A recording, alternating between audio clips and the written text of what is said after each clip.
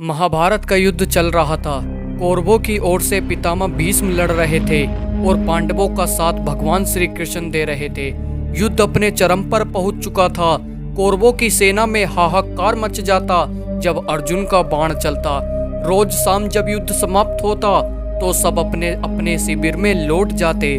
पितामह भीष्म भी अपने शिविर में पहुंचे और जब वे वहां पहुंचते हैं वहां दुर्योधन उन पर आरोप लगाने के लिए तैयार खड़ा था।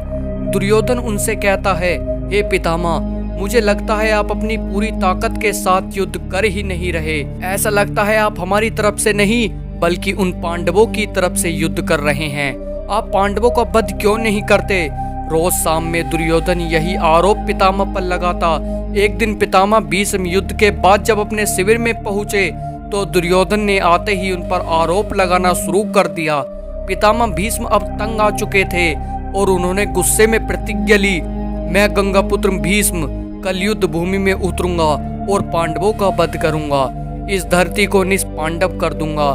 जैसे ही भीष्म पितामह ने यह प्रतिज्ञा ली, दुर्योधन खुश होने लगा और अपने भाइयों को बताने लगा कि कल युद्ध समाप्त हो जाएगा। कल पितामह भीष्म पांडवों का वध कर देंगे। कोई भी पांडव जीवित नहीं बचेगा। हमारे दुश्मन नहीं बचेंगे।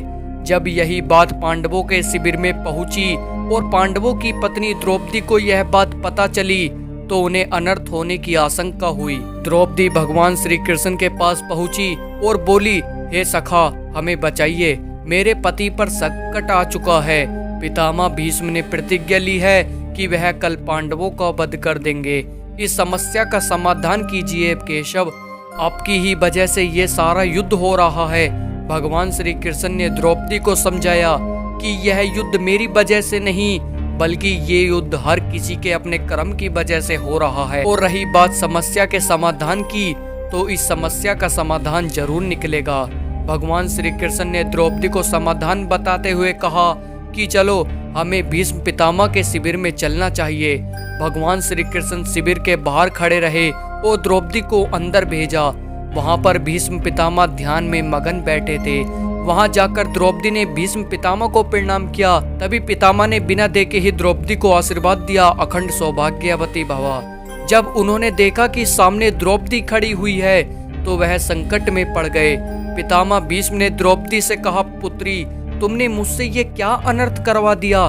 थोड़ी देर पहले ही मैंने प्रतिज्ञा ली है कि मैं पांडवों का वध करूंगा और मैंने अपने मुख से ही आशीर्वाद दिया कि अखंड सौभाग्यवती भव।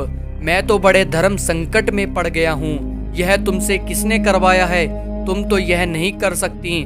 द्रौपदी ने कहा, आप ठीक कह रहे हैं पितामह, यह मैंने नहीं किया, श्री कृष्ण ने मुझसे करवाया है। भीष्म पितामह ने भगवान श्री कृष्ण को अंदर बुलाया और प्रणाम करके बोले, हे वासुदेव, तुमने यह मुझसे क्या करवा दिया?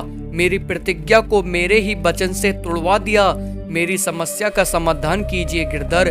भगवान श्री कृष्ण ने कहा, पितामह, आपको खुद मालूम है कि आपकी समस्या का समाधान क्या है। अब भीष्म पितामह ने पांडवों को बुलवाया। पांडवों से पितामह भीष्म ने यह वचन लिया कि तुम्हें मेरी एक बात माननी होगी। पांडवों ने कहा, ठीक है पितामह। पितामह ने अर्जुन से कहा, अर्जुन, कल तुम मेरा वध करोगे? अर्जुन ने कहा, मैं आपका वध कैसे कर सकता हूँ पितामह? पितामह भीष्म ने कहा, वत्स, कल तुम्हें मेरे प्राण लेने ही होंगे और यह काम तुम्हें ही करना होगा। अर्जुन ने कहा, जो आज्ञा पितामह, लेकिन मैं आपका वध कैसे कर सकता हूँ? आपको तो इच्छा मृत्यु का वरदान प्राप्त है। भीष्म पितामह ने कहा, तुम बात तो ठीक कह रहे हो। जब मैं अपनी पूरी ताकत से लड़ूंगा तो महादेव के अतिरिक्त मुझे कोई और परास्त नहीं कर सकता। लेकिन एक युक्ति है जिससे तुम बच सकते हो और मेरी मृत्यु हो सकती है। तुम मेरे सामने युद्ध भूमि में किसी नारी को लेकर आओ। पांडवों ने कहा, पितामह, युद्ध भूमि में नारी कैसे आएगी? पितामह ने कहा, अब ये सब वासुदेव पर छोड़ दो। अर्जुन दूसरे दिन युद्ध में अपने रथ पर शिखंडी को लेकर आए और पितामह को बाणों की सैया पर लेटा दिया। भीष्म प्रतिज्ञा भी नहीं टूटी और पांडव भी बच गए। दोस्तों, यह छोटी सी कहानी हमें बहुत बड़ी सीख देती है कि जिंदगी में संस्कार सबसे बड़ी चीज होती है। पांडवों की पत्नी द्रौपदी पितामह भीष्म को प्रणाम करती है और वह उन्हें आशीर्वाद देते हैं, अखंड सौभाग्यवती भव।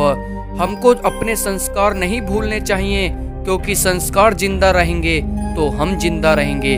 और यही काम अगर कौरवों की पत्नियां करती तो शायद कौरव भी जिंदा रहते।